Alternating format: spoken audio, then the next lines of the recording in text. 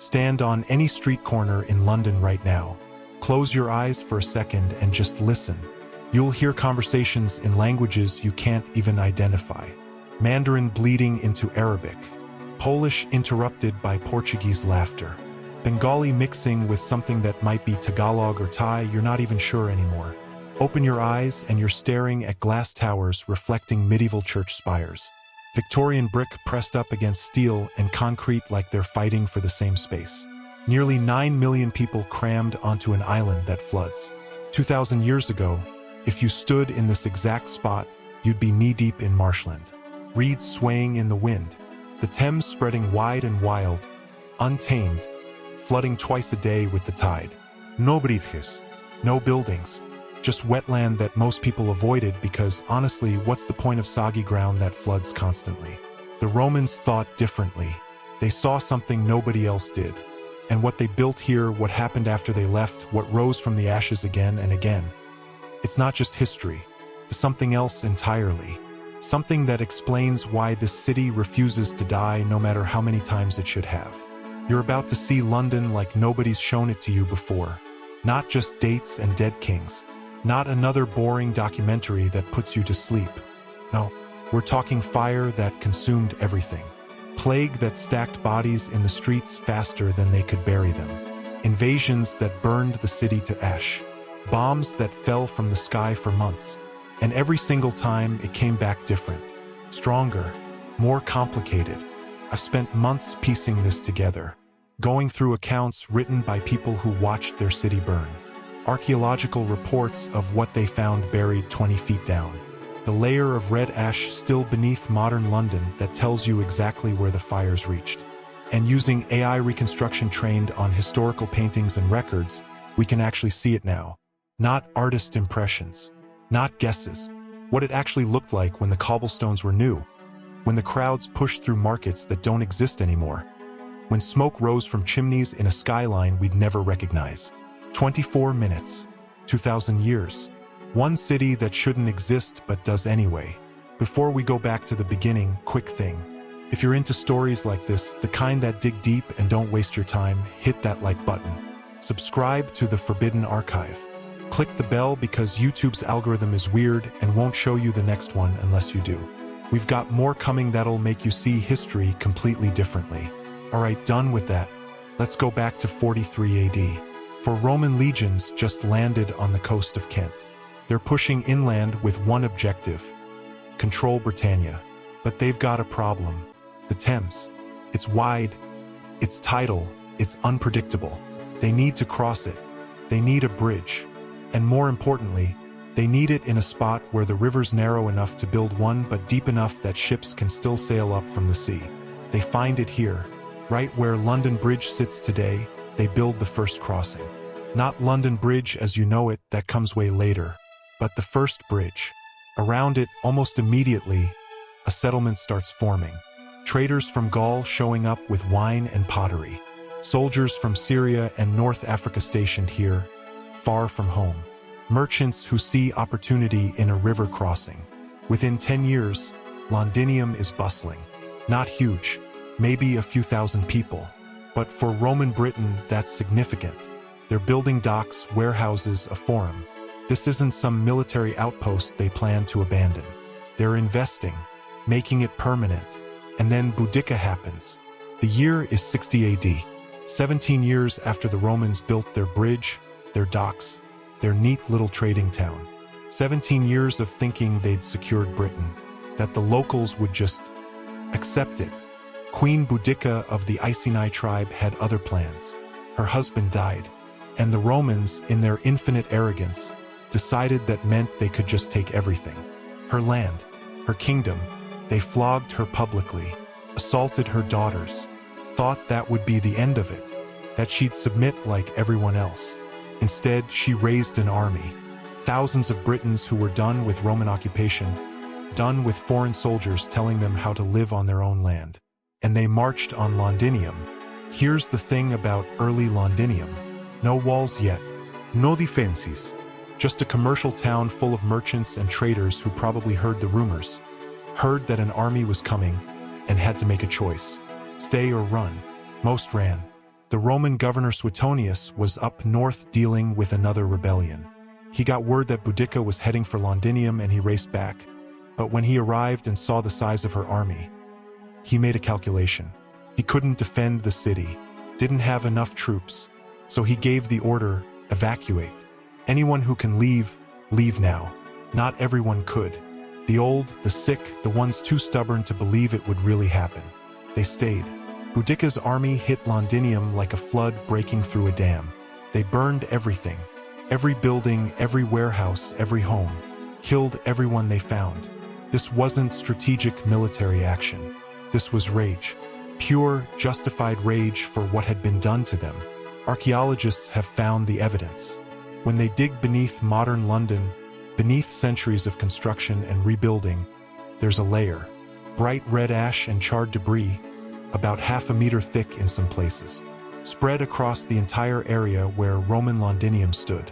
That's not a fire that got out of control. That's deliberate, systematic destruction. The city that took 17 years to build was gone in days. Boudicca went on to burn Verulamium, modern-day St. Albans. Her rebellion killed an estimated 70 to 80,000 people, most of them Roman citizens and Britons who'd collaborated with Rome. She almost drove the Romans out of Britain entirely. Almost. Suetonius regrouped, found favorable ground. And when Boudicca's forces met his disciplined legions in open battle, the Romans cut them apart. Boudicca took poison rather than be captured. Her rebellion was over, but Londinium was still ash. Now here's where it gets interesting. The Romans could have abandoned it. Could have said this location is cursed, it's indefensible, let's build somewhere else. They'd done it before in other provinces. Cut their losses and move on. They didn't. They came back to the burned ruins and they rebuilt. Bigger than before, better than before, as if to prove a point. You can burn it down, but we'll just build it back stronger. They laid out new streets in a proper grid pattern, constructed a massive forum and basilica, one of the largest north of the Alps, built a governor's palace, an amphitheater where 10,000 people could watch gladiatorial games, bath houses with heated floors and running water, technology that wouldn't return to Britain for over 1,000 years after Rome fell. And most importantly, they built a wall, 3 kilometers long, 6 meters high in places, enclosing about 330 acres. Parts of that wall are still standing today. You can see them if you know where to look. Roman stonework nearly 2,000 years old. Still there, holding up against everything that came after. At its peak, maybe 60,000 people lived in Londinium, the largest city in Britannia by far. A proper Roman city with everything that implied. Temples to Roman gods and British deities existing side by side. Merchants from across the empire speaking a dozen languages in the markets. Evidence of wine from Italy, olive oil from Spain, pottery from Gaul, even fish sauce from North Africa. For 3.5 centuries, Londinium thrived. And then Rome started dying. By 410 AD, the Roman Empire is collapsing. Not slowly, not gracefully. It's being torn apart from every direction. Visigoths sacking Rome itself. Vandals pouring through Gaul. The frontiers crumbling.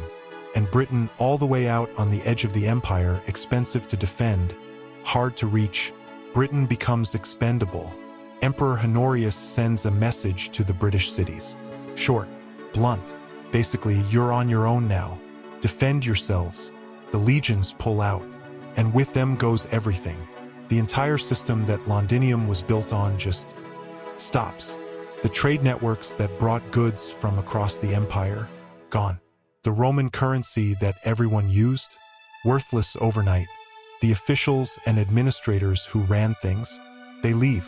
The skilled craftsmen who knew how to maintain the aqueducts, the baths, the heating systems, they go back to Rome or Gaul or wherever they came from. Within a generation, maybe less, a city of 50,000 people becomes a few hundred squatters living in the ruins. Think about that for a second. A functioning Roman city with running water, heated buildings, paved streets, international commerce. And within 30 years, it's essentially abandoned. The grand buildings start falling apart. Nobody knows how to maintain them. Nobody knows how to repair the hypocost heating systems when they break. The roof tiles crack and nobody replaces them. Rain gets in. Walls collapse. The forum where thousands gathered becomes a field of rubble. The amphitheater gets stripped for building stone. Weeds push through the mosaic floors. For 2 centuries, Londinium is a ghost town. Saxon settlers are arriving in Britain during this period, pushing in from the continent, establishing their own kingdoms. But here's what's strange. They avoid the old Roman city. They see these massive ruins, these walls and buildings that their ancestors never built, and they think it's unnatural. Cursed, maybe, the work of giants. One Saxon poet literally describes Roman ruins as the work of giants, now crumbled. They can't conceive that normal humans built these things, so they stay away, build their own settlements in their own style, timber halls and thatched roofs. Nothing like the stone permanence of Rome. Then around 670 AD something shifts. They establish a new trading settlement about a mile west of the old Roman walls. They call it Londonwick. London trading town. It's not in the old city. It's outside it, stretching along the Thames in the area that's now Covent Garden and the Strand. If you're watching a performance at the Royal Opera House right now, you're sitting directly above Saxon London. Not Roman London, Saxon London. Londonwick grows quickly. By the early 700s, the Venerable Bede is calling it an emporium of many peoples coming by land and sea. Archaeological digs have found evidence of trade goods from all over. Pottery from the Rhineland, millstones from Germany, glass vessels from Francia, wine amphory. This isn't some backwater village. It's a proper trading hub again. But there's a problem brewing. The Vikings are coming. Starting in the late 700s, Norse raiders begin hitting the British coast. At first, it's just quick raids. Hit a monastery, grab the gold and silver, disappear before anyone can organize a defense. Monasteries are perfect targets, rich and undefended. But then the raids get bigger, more organized. In 842, they sack Londonwick. Kill people, burn buildings, take slaves back to Scandinavia. The Saxons rebuild. In 851, the Vikings come back with 350 ships. 350. That's not a raiding party anymore. That's an invasion fleet. They sack the city again. And the Saxons start to realize something. Londonwick is indefensible. It's spread out along the river with no walls, no fortifications. Easy pickings for anyone who comes up the Thames with enough ships and warriors. King Alfred the Great finally has enough. In 886, he retakes London from Danish control and makes a decision that changes everything. He abandons Londonwick, moves everyone back inside the old Roman walls that have been standing empty for 500 years. Those walls that the Saxons once thought were built by giants? Suddenly they're very useful. He repairs them, recuts the defensive ditches, organizes the city into a proper fortified settlement. They call it Londonburg now, London Fortress. The old Saxon trading town outside the walls gets a new name too, Ildwick, the old settlement. That name survives today as Aldwick, the curved street in central London. Every time someone walks down Aldwick, they're walking where Saxon London used to be, before Alfred moved everyone to safety. For the next 150 years, London keeps changing hands. Saxons control it, then the Danes take it, then the Saxons take it back. It's like a prize everyone wants, but nobody can hold on to permanently. And in 1016, a Danish king named Canute, yes, the one from the legend about commanding the tide, finally makes London his capital, which is significant. Up until now, English kings moved around constantly. Winchester was important, other cities mattered, but there wasn't really one permanent capital. Canute choosing London starts to cement it as the center of power in England. Then Edward the Confessor becomes king in 1042. He's deeply religious, obsessed with building churches, and he decides to build a massive abbey just west of London, on an island in the Thames marshes. He calls it Westminster, the West Monastery. That decision, right there, shapes London's geography for the next 1,000 years. The city for commerce and trade, Westminster for royal power and government. Two separate places that will eventually merge into one massive urban sprawl. But even today, the City of London and Westminster are technically different entities with different governments. That divide starts with Edward. Edward dies childless in January 1066. and England explodes into chaos over who should be king next. Harold Godwin's son, the most powerful English earl, gets crowned immediately. But across the channel, William, Duke of Normandy, is furious. He claims Edward promised him the throne years ago. Harold stole what's rightfully his. So William starts building ships, thousands of them. Meanwhile, up in Norway, King Harald Hardrada also thinks he should be king of England. So in September 1066, he invades from the north with 300 ships and about 10,000 men. Harold has to march his entire army north.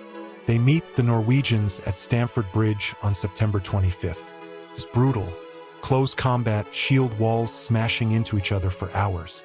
But Harold wins, completely destroys the Norwegian army. Harald Hardrada dies in the battle. Harold's exhausted. His army's exhausted. They've just fought one of the bloodiest battles in English history. Then messengers arrive.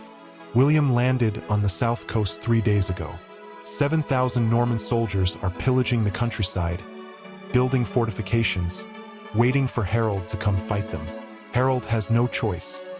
He marches his battered, exhausted army 250 miles south in less than 2 weeks. No rest, no time to gather reinforcements. He has to stop William before the Normans dig in too deeply. They meet at Hastings on October 14, 1066. The battle lasts all day. Harold's men are tired, but they're defending their homeland. They hold the high ground. The Norman cavalry charges up the hill again and again, and the Saxon shield wall holds. For hours it holds. Then, late in the day, an arrow hits Harold in the eye. Or maybe it doesn't. The historical sources contradict each other. Some say arrow, some say he was cut down by Norman knights. Either way, by nightfall, Harold is dead. The English army breaks and runs. William has won England. On Christmas Day, 1066, he's crowned King of England in Westminster Abbey. The Norman conquest is complete. The Anglo-Saxon era is over. But William doesn't trust London. The city supported Harold. They might rebel.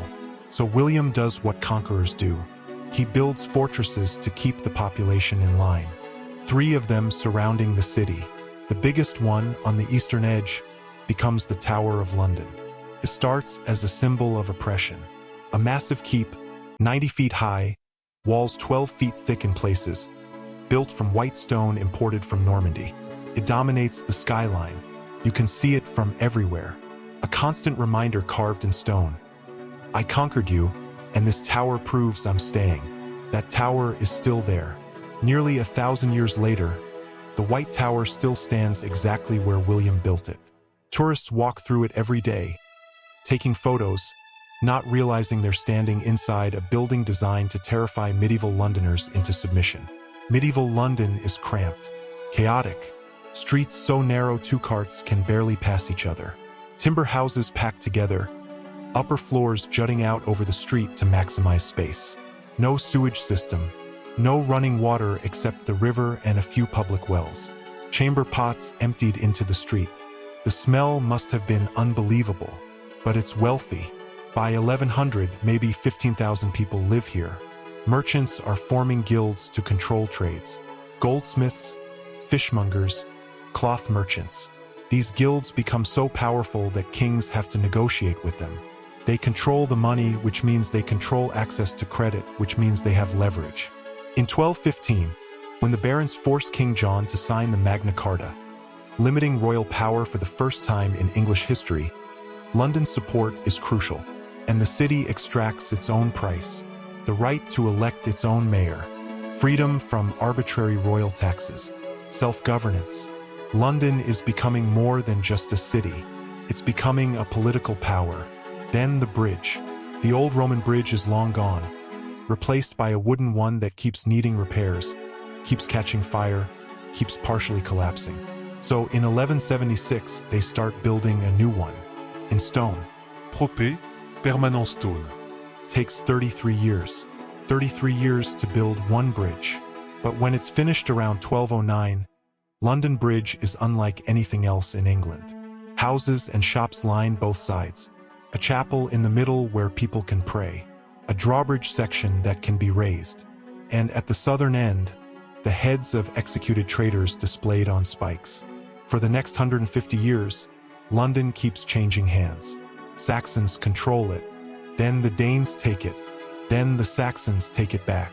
It's like a prize everyone wants, but nobody can hold on to permanently. And in 1016, a Danish king named Canute, yes, the one from the legend about commanding the tide, finally makes London his capital, which is significant. Up until now, English kings moved around constantly. Winchester was important, other cities mattered, but there wasn't really one permanent capital. Canute choosing London starts to cement it as the center of power in England. Then Edward the Confessor becomes king in 1042. He's deeply religious, obsessed with building churches, and he decides to build a massive abbey just west of London. Westminster. That decision shapes everything. The city for commerce, Westminster for power. Two separate places that eventually merge but remain distinct even today. Edward dies childless in January 1066, and England tears itself apart over succession. Harold Godwin's son gets crowned. William of Normandy claims the throne was promised to him. Meanwhile, Harald Hardrada of Norway also thinks he should be king. September 1066, the Norwegians invade from the north. Harold marches his army up and destroys them at Stamford Bridge. Brutal battle, thousands dead. Harold wins. 3 days later, messengers arrive. William has landed on the south coast with 7,000 Normans. Harold marches his exhausted army 250 miles south in less than 2 weeks. They meet at Hastings on October 14th. The battle lasts all day. Late afternoon, Harold is killed. Arrow to the eye or cut down by knights. The sources contradict each other. Either way, by nightfall he's dead. William has won England. Christmas Day 1066, he's crowned at Westminster Abbey. But he doesn't trust London. The city supported Harold. So William builds fortresses. The biggest becomes the Tower of London. 90 feet high, walls 12 feet thick, white stone that dominates the skyline. A constant reminder, I conquered you. That tower is still there.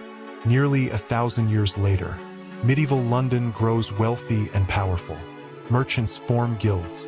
By 1215, when barons force King John to sign the Magna Carta, London extracts its own concessions. The right to elect its own mayor, self-governance. Then comes the bridge. The old wooden one keeps collapsing, catching fire. So in 1176, they start building in stone. Takes 33 years. When it's finished, London Bridge has houses and shops lining both sides, a chapel in the middle, and heads of traders on spikes at the southern end. For 600 years, it's the only bridge across the Thames in London. Then 1348. Ship arrive Caringra. On those rats, fleas. In those fleas, the plague. Within 2 years, a third to half of London's population is dead. Maybe 40,000 people. Bodies pile up faster than they can bury them. Mass graves outside the walls. Entire streets abandoned. The city that took centuries to build is half empty in months. But it survives. It always survives. Through the peasants' revolt in 1381. Through the Wars of the Roses.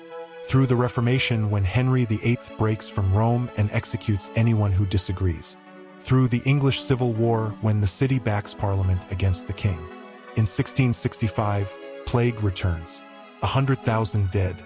The next year, September 2nd, 1666, a fire starts in a bakery on Pudding Lane. Hot, dry summer. Strong winds. The fire spreads faster than anyone imagined.